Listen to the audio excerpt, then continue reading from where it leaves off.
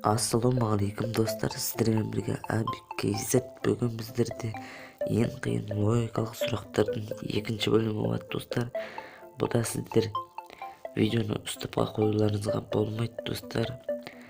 Олай болса достар, біз екінші бөлімді бастаймыз. Ал ендеше кеттік. Олжас бастықпен балық аулауға шешім қабылдады. Ол әйелінен мына заттарды сұрады: арқа жапқыш, аптасынан оған киім, тамақ, балық аулау полюсі және сүйікті пижамасы.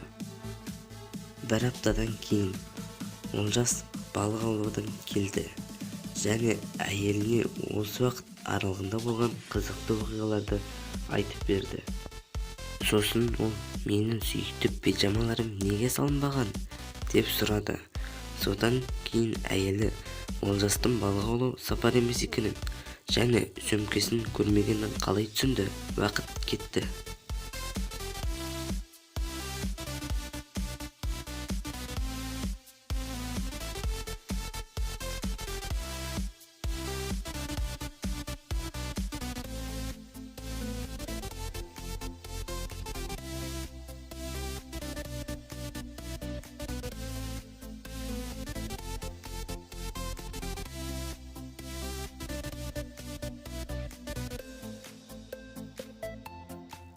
Жауап: ол пижамаларын балық аулауға арналған қорапқа салады.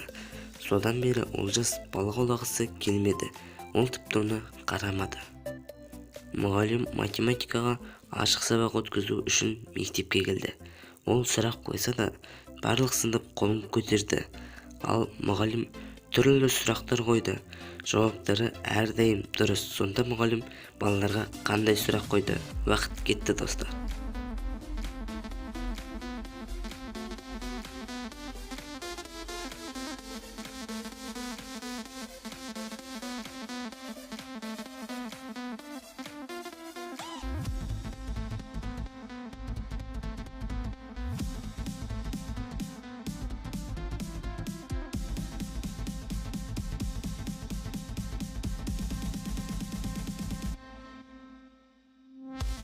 Жауабы: мұғалім сыныптағы балалардан сен нешедесің деп сұраған болатын.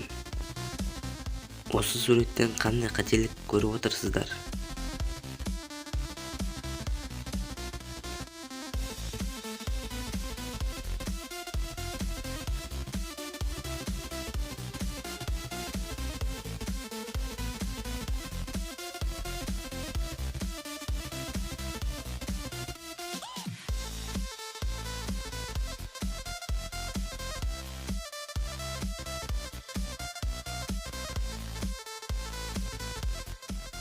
Жауабы: ең алдымен Лондонда оң жақ қозғалысты бейнелеген, ал Англияда сол жақ қозғалыстың бейнесі бейнеленген.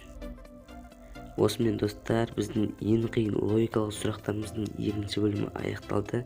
Видеоны лайк басып Арнаға жазыламыз достар.